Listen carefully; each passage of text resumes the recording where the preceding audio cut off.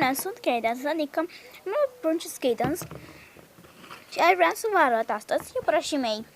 Să începem cu cei mai vechi.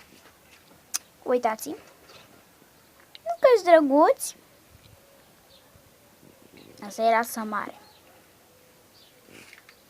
Asta era să mică. Ține. Să vedem, acum să vedem. Cei mai mici, ia uite! Ce drăguț sunt! Ia uite, mă! Ia uite, da, tu, da. Mama lor, nu știu, n-are ochii roșii, dar așa se vede la cameră.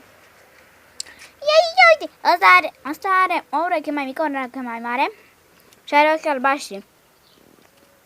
Asta gri. Asta are ochii roșii și are urechile roșii. Acolo este încă unul negru. Uitați cum bea apă. Zici că e bebeluș. Uite, ia uite măi. Ci. Nu e așa că-s drăguți? Ține. Ia de cum stau trei la oaltă. Trei albicioși.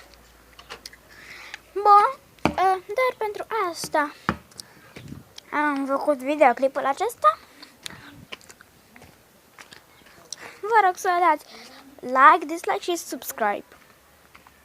Pa!